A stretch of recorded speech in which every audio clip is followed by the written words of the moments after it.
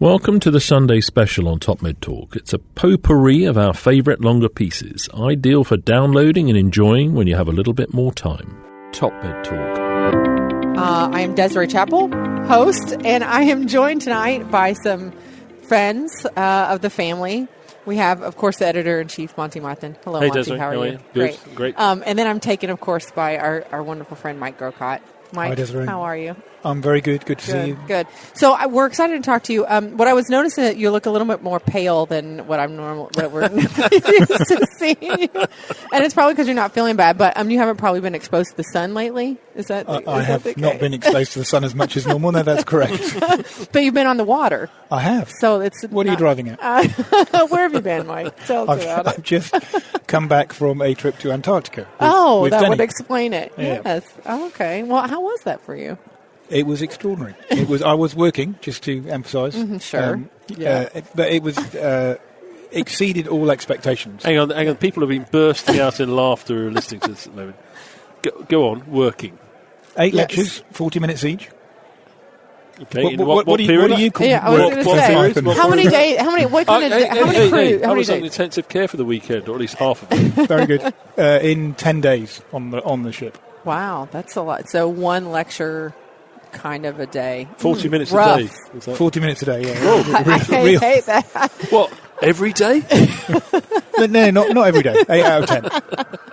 So you were sunning. Oh, wait, no, you weren't sunning, but you were laying out on the deck of the boat, just hanging out? It was a little cold.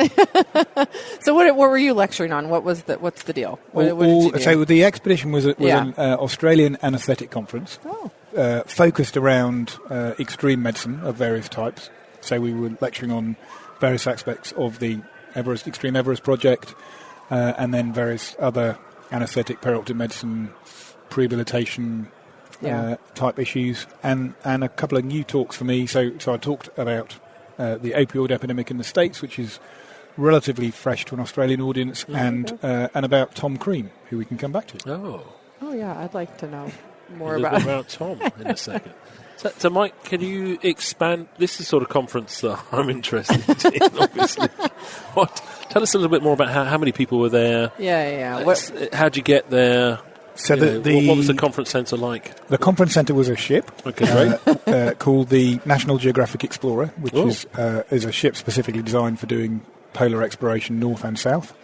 And originally their ambition had been to half fill the ship, which has a capacity of 150, with anaesthetists, or anesthesiologists, as they're starting to call them in Australia these days. And they had so much interest from Australians that they virtually filled the ship. So they had to move some of the people who'd previously planned who were not anaesthetists to come on the trip onto other trips.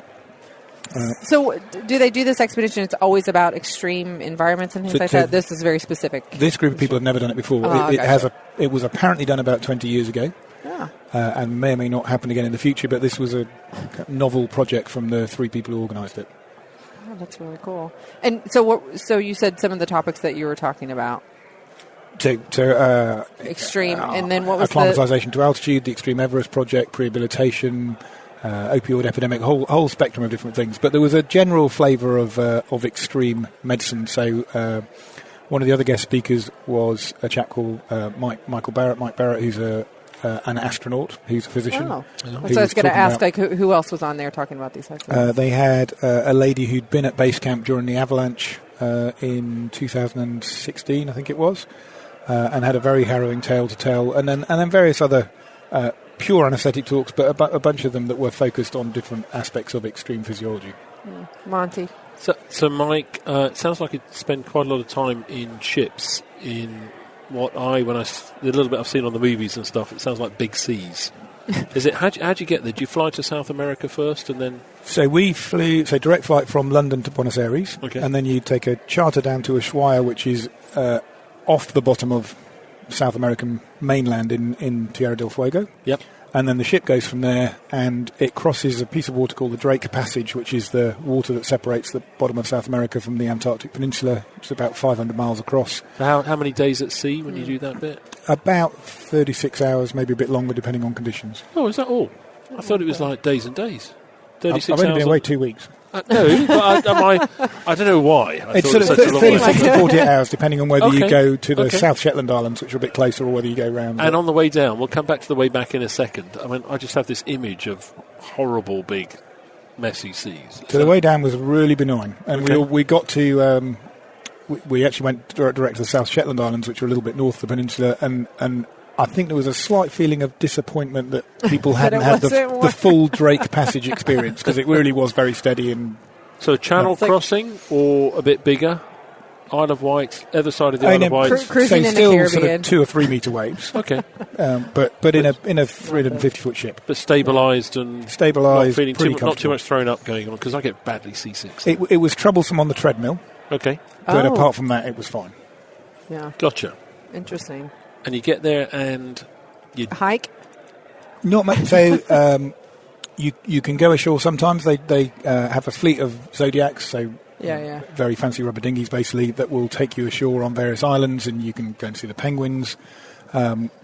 Actually, probably the best experience was simply the ship sailing up and down something called the Lemaire Channel, which is just this very scenic channel, probably a mile or so wide, a little bit wider, filled with pack ice, but the ship is capable of going through that. So they went all the way through and all the way back, and we saw killer whales and humpbacks and seals and all sorts, and that was awesome. extraordinary. Yeah.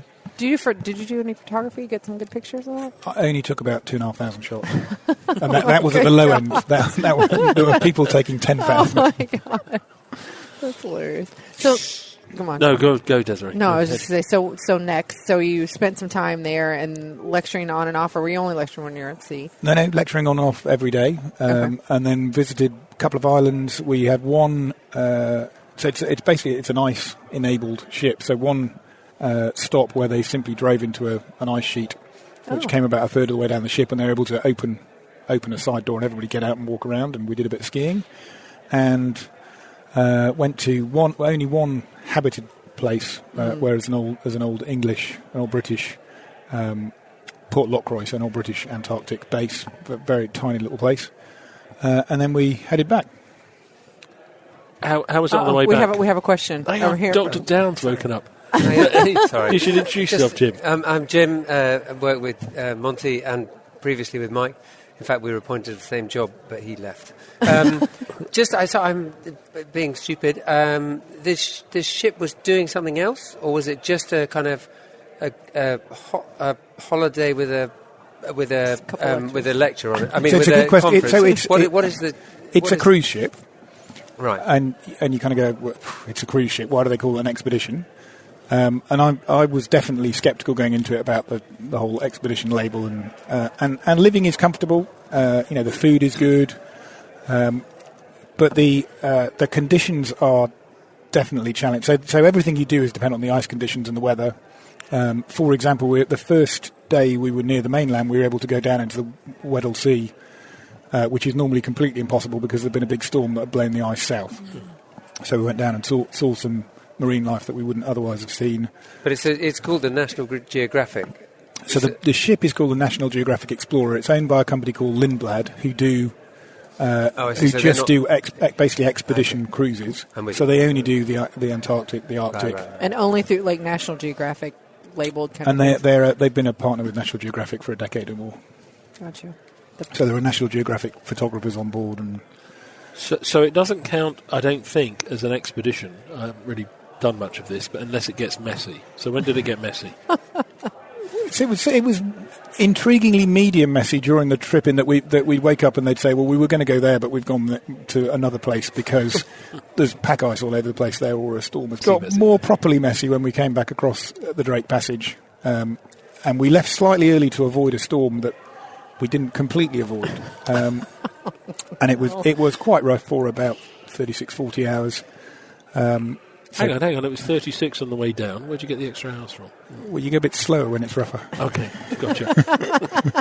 And definitely when you stop when the boat gets damaged. And Here we go. Jim, it's an expedition. I was also sceptical of that. So what were the waves, the size of the waves? So up to 15 metres, more typically 10 to 12 metres. What? Oh So on the bridge, 15 metres. meters. Yeah, How high do you think it is in here? 50. We're in a big... 1.5 meters. It's like what? So 50 40 feet. 45 feet. 50, Yeah. yeah. Whoa. And what's the...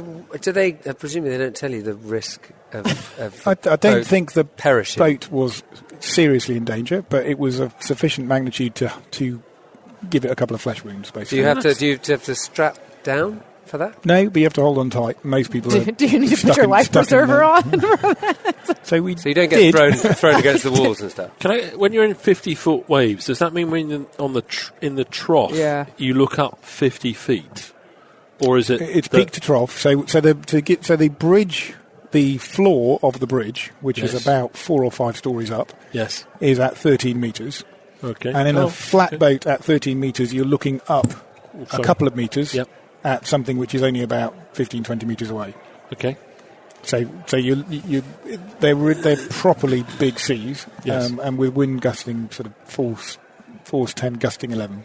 And a boat, it's not going to come over very well on the radio, but is the boat dipping toe up, or is it rocking side to side? Are people getting whacked around in the boat? Or? Walking around is difficult. There's ropes in the corridors to hang on to, and You have to crawl. even on the bridge, a big one, you're definitely holding on to things.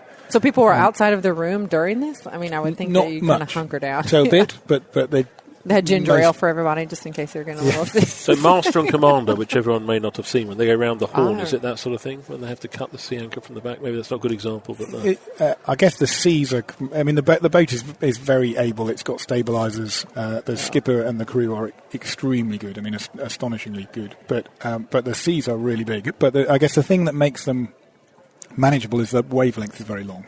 Okay. Southern Ocean, Yeah. the waves are going all the way around, and the wavelength is, I would guess, 100 metres. It's not the notorious short chop of the Strait of Gibraltar. It's not. Do you want to tell us a story about the short chop? I do not. You could do that in a paddleboard.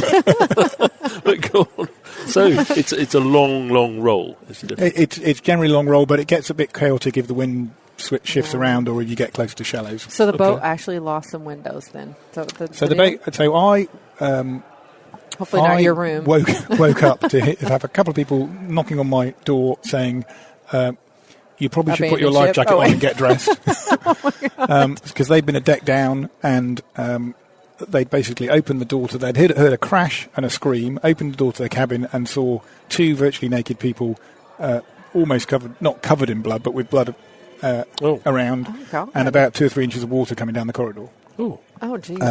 Now, as it turned out, that was because of the wind. So the windows are about a metre square. Scene. Titanic. It's not Titanic. Not quite. That's what I was thinking. The windows are about a metre square, and 3 of the windows had blown in, and consequently, people who'd been asleep or trying to sleep in bed and almost naked, dressed. I think I would have been dressed fully. Were hit by a shattering window, which is made of safety glass, but a shattering window, and then a large amount of cold water, and then the suspended ceiling as it fell down. Ooh. So they've got proper minor injuries with suspected fracture, some lacerations. A little bit of surgery was required when we got to land. Okay, Jim, so expedition? I would never doubted it. I did, but not so much at the end. So now you have what another are the delegate lecture. fees? Couldn't possibly comment. But I mean, people must pay that? an awful lot of money to go, do they not? You don't know. Would not be able to disclose the type of... Sorry. You can look it up, though, can't you? You can look it up, and I think it relates to the study leave allocation in some Australian hospitals. Do they go to do they do a different type of extreme thing? No, it's not thing. unique, but they don't think it's been done for about 20 years. And it's a one-off. It is a one-off. Okay. So the next one you do, you'll be able to actually give a lecture on this extreme environment. I doubt they'll go back to Antarctica again that soon. They're going to kick us out in a minute. No, yeah. 2 minutes on Tom Crean. Great guy. Legend. Okay, any more? So I know about Tom Crean because of you, Monty. I have no idea who this person is. We have our meeting in Dingle. Yeah. And there's the village called Anaesthesia. And Tom Crean was born just outside Anaesthesia in, I think, 1877. Yep.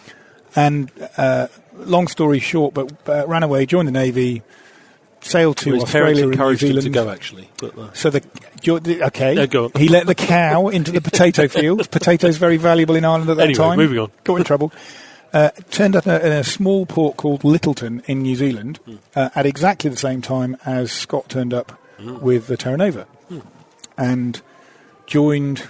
I hope I got the right boat for the right expedition. There's a lot of, but essentially, someone on that ship who'd been a long-standing troublemaker got into a bit of a fight, ran away. They had a vacancy for an able seaman, and all of a sudden, Tom Crean was going to Antarctica, and that began a career which spanned being with the last party that turned back with Scott's expedition. So Scott's expedition that got to the pole a little bit later than Amundsen, huge disappointment, and in fact, the guys who went to the pole all died. Crean was in the last party that turned back before that, and was involved in a rescue, then had to walk for 18 hours, 35 miles on his own. He volunteered to do the walk, didn't he? Yeah, to rescue one of the guys then. Was then actually worked with Scott on ships for a number of years after that, and ultimately ended up on the Shackleton expedition. And so, they become icebound, they go all the way around to close to the peninsula. The ice gets smaller and smaller, they take to the boats, they get to Elephant Island. At Elephant Island, 6 of them get in a boat, including Crean and Shackleton. They get to the most extraordinary boat journey over a couple of weeks to South Georgia, which is 800 miles away, in this tiny 23-foot boat, the James Caird. Yep. And they arrive on the wrong side of South Georgia, which was a feat of navigation in itself. And then 3 of them, who are the only 3 who are basically still standing, which is Crean, Worsley and Shackleton, cross the island actually at an extraordinary pace. So there's a great IMAX movie with Stephen Venables, so British Everest summiteer without oxygen, Reinhold Messner, absolute legend of high altitude mountaineering, and Conrad Anker, who's the American that found Mallory's body, who tried to replicate the journey and took 3 days. So they finally did it in 36 hours. Well, they had a bit of a move at the top, didn't they? They jumped off down a big slope and slid They took off their top coats and decided to see if they could. Yeah, I'm glad they had top coats. and then there's the narrative that plays out after that of rescuing the other 3 that had come in the boat with them that were by this time incapacitated, then going back to Argentina, and over multiple attempts rescuing the group on Elephant Island, and then I guess the very interesting post story of everybody coming back. Some of them going off to war and dying. Because they were there during the First World War. Yeah, they left just after the start. Yeah. And in fact, Churchill, who was the First Lord of the Admiralty, said, crack on and go. Yeah. And then they came back, and a number of them died from a variety of things. And Tom Crean was notable for coming home, settling down, getting married. He had 3 daughters, one of whom sadly died, and lived to a ripe old age running the South Pole Inn. Yeah, on a school where you can go, and if you go in there, all the memorabilia's there. A lot of the Hurley photographs, the original Hurley photographs, are there, and the person who is behind the bar does a great, about 3-4 o'clock every day, does a great Guinness. Truncated account. He does a great Guinness as well. Does a great truncated account of the whole Tom Crean story. He actually, sadly, died of a burst appendix. Believe it or not, after all that, he burst his appendix. He was taken in. Nothing against Cork Hospital. Well done, all. I think he went to Cork eventually, having gone a bit further in, and died of a burst appendix. Which could bring us on to emergency laparotomy, but probably shouldn't be. If you want to go and visit that, the other thing is, if you want to go and see the boat, you can see the replica, I think still in the Naval Museum in Greenwich. Dulwich College. Yeah, the original's in Dulwich College. Oh, the replica, The replica, which you can't go to Dulwich College unless you ask nicely and see the original, because Shackleton was, I think, from Dulwich College. But you can go into the Naval Museum at Greenwich and see the replica, and it's astonishingly small, because they basically put a whole load of rocks in the bottom to ballast it, and then they put over the boat, they put a skin over it, and then they put a sail up, and navigating without any nav aids, they managed to hit the 3 sextant shots in 2 weeks. Exactly. Amazing.